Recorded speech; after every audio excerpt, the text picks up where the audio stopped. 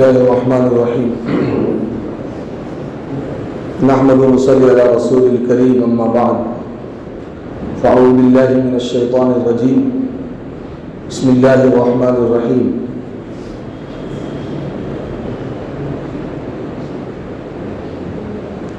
إنا أنزلناه قرآنا عربيا لعلكم تعقلون وقال تعالى وهذا كتاب أنزلناه مبارك فاتبعوه واتقوه لعلكم ترحمون صدق اللہ العلی العظیم۔ میرے محترم حضرات، یہ بابرکت مہینہ جس کو شہر مبارک کہتے ہیں اور بابرکت کتاب جس کو اللہ تعالیٰ نے فرمایا کتاب مبارک بابرکت کتاب، تو ایک تو رمضان کا مہینہ بابرکت، دوسرے اللہ تعالیٰ نے جو کتاب نازل فرمائی یہ بھی بابرکت کتاب۔ اب اس برکت والے مہینے میں برکت والی کتاب سے بڑا جوڑ ہے، اسی لیے دن میں روزہ رات میں قرآن، اور رمضان اور قرآن یہ دو چیزیں ایسی ہیں جو اللہ کی طرف سے سرکاری گواہ بنائے گئے۔ جیسے کسی کیس مقدمے میں جب سرکاری گواہ ہوتا ہے تو وہ عام طور سے کیس جیت جاتا ہے، تو یہ اللہ کی طرف سے سرکاری گواہ ہیں، کل قیامت میں اللہ کے دربار میں پیش کریں گے۔ روزہ کہے گا اے پروردگار یہ بندہ صبح سے لے کر شام تک کھانے پینے سے رکا رہا، اے اللہ میری شفاعت میری سفارش اس کے حق میں قبول کر لیجیے۔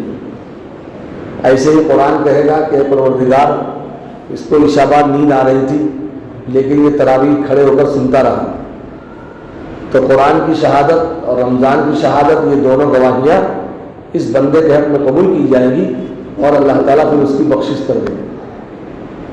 اسی لیے رمضان مبارک یہ مغفرت کا مہینہ کہلاتا ہے، رحمت کا، مغفرت کا، جہنم سے چھٹکارے کا، غمخواری کا، مواسات کا، الفت کا، محبت کا، بھوک کی احساس کا، بھوک کی لذت کا، کیا کیا اس میں نعمتیں اللہ نے اس میں رکھی۔ آدمی اگر بیان کرے تو صبح سے شام میں پورا مہینہ اگر سے وہ رمضان کے برکات کو شمار کرائے بہت برکتیں اللہ میں۔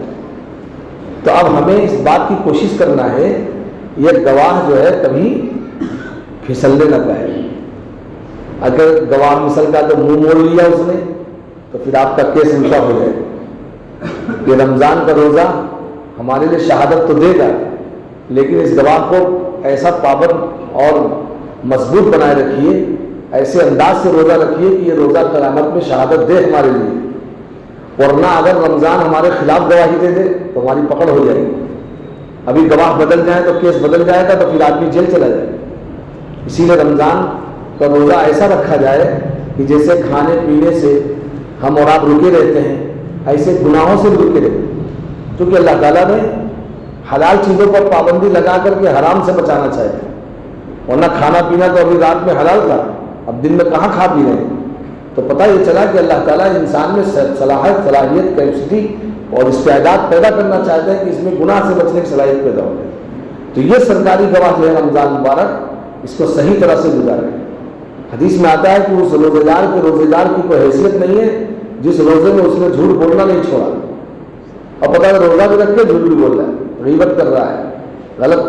اسی لیے لکھا ہے کہ کسی آدمی نے روزہ ہی رکھا اور افطاری غلط مال سے کر لیا، جس نے چاہا دعوت دیا اس نے جا کر کھا لیا اور بڑا روزہ کھول لیا۔ اسی لیے اگر کہیں جانا ہو، خاص کر آج افطار پارٹی بہت چلتی ہے، اب تو الیکشن قریب ہے تو اور پارٹیاں شروع ہو جائیں گی، تو وہاں جائیے تو پانی وانی سے روزہ کھول لیجیے گا یا اپنی کھجور جیب میں لے کے جائیے تو اپنا روزہ تو کھول لیں گے صحیح عبادت کے طور پر۔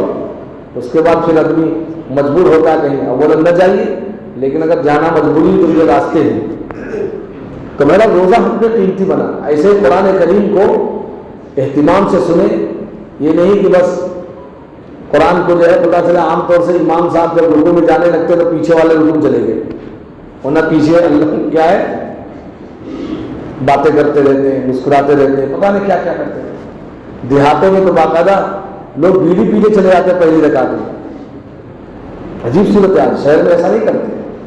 تو آپ جب ہم آئے عبادت کرنے تو بہت اہتمام سے کریں۔ اچھا اللہ تو دیکھتا رہتا ہے کہ نہیں، واللہ خبیر بما تعملون، اللہ فرماتا ہے جو بھی تم کرتے ہو میں دیکھتا رہتا ہوں تم کیا کر رہے ہو. اللہ کی ذات سے کوئی چیز مخفی نہیں. ان اللہ لا یخفی علیہ خافیہ لا یخفی علیہ شیء فی الارض ولا فی السماء. اللہ فرماتے ہیں آسمان زمین میں کوئی چیز مجھ پر چھپی نہیں ہے. تم گھوسیانہ مسجد میں کرو یا گھوسیانہ مسجد سے باہر کرو, تو جو ذات پروردگار ایسی ہو جو ہر چیز سے باخبر ہو, تو پھر ہم عبادت بھی کریں تو صحیح طریقے سے کریں, اپنے دل کا رخ صحیح کریں, قرآن اہتمام سے پڑھیں.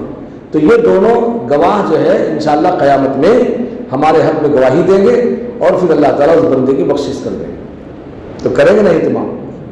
جب آپ نیت کریں گے تو اللہ تعالیٰ ویسے فیصلے کرے گا. اور ہمیں نیت ہی نہیں کرنی ہے.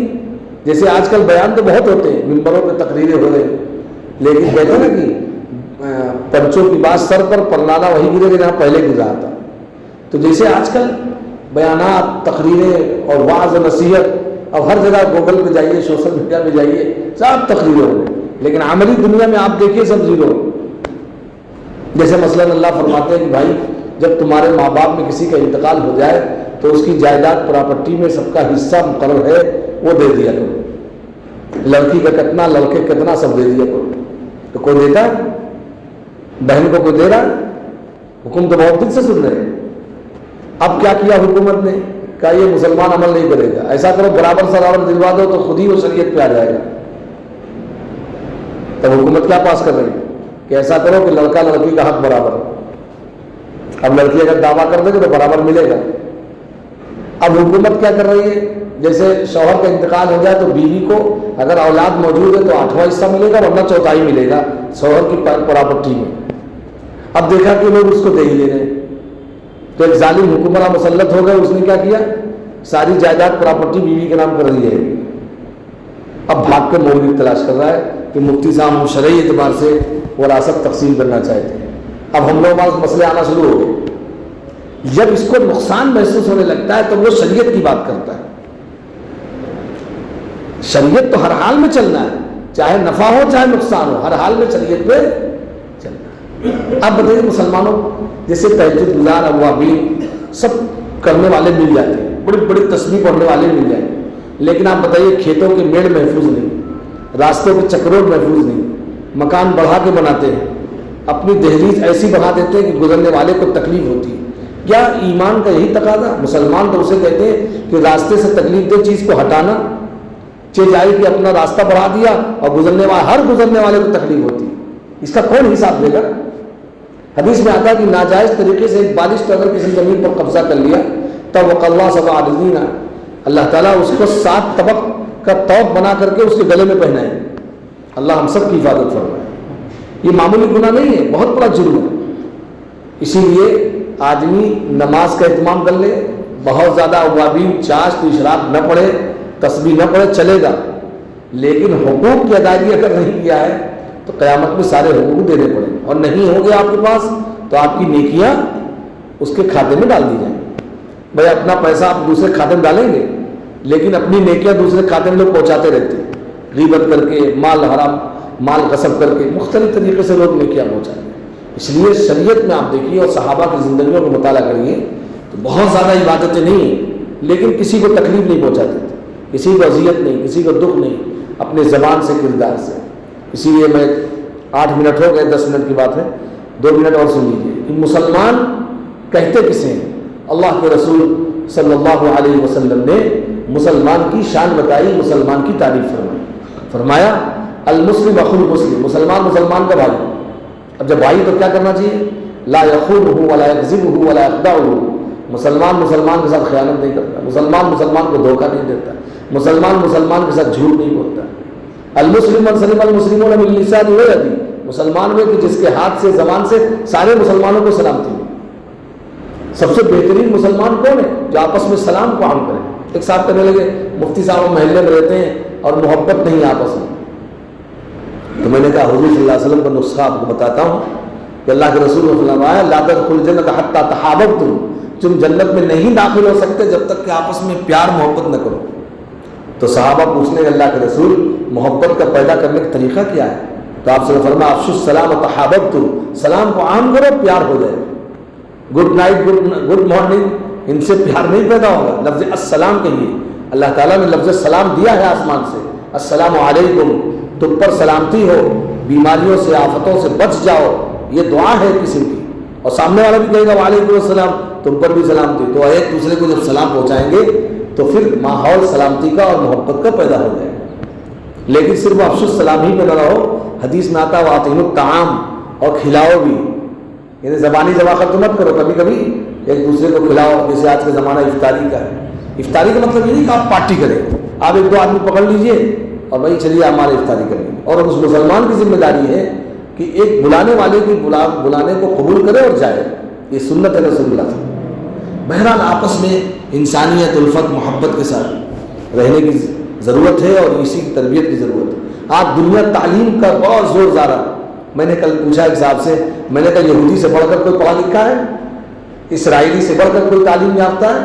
ان کے یہاں تو جو فیل ہوتا ہے اس کا کبھی اس کو آگے ترقی نہیں دیتے، اور دنیا میں آپ دیکھیے کہ فیل کو آگے بڑھا دیتے ہیں، انٹر تک کوئی فیل ہوگا ہی نہیں، اور لیکن آپ کو یہودیوں میں تعلیم، لیکن یہودیوں کی اتنی تعلیم، اور اتنی جو کہ عصری تعلیم، ہر طرح کی مہارت کے باوجود انسانیت نہیں ان کے اندر، حیوانیت ہے، جانور پنا ہے، بچوں کو مارنا، قتل کرنا، غزہ اور فلسطین کے حالات دیکھ لیجیے آپ، تو پتہ چلا کہ میری تعلیم سے کچھ نہیں ہوگا، ہم نے پورا ہندوستان کے سارے مسلمان پڑھ لیں، لیکن اگر اسلام کی تعلیم تربیت نہیں ہے تو دنیا میں یاد رکھیے کبھی چین سکون نہیں پیدا کر سکتے، وہ بھی جانور ویسے ہی ہوں گے جیسے اسرائیلی یہودی۔